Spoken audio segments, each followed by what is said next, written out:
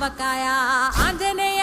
కథ మొదలెట్టినాడు చూడారయ్యా శక్తినంతా కూడగట్టి చెట్టు దులిపినాడు అంజయ్య ఎర్ర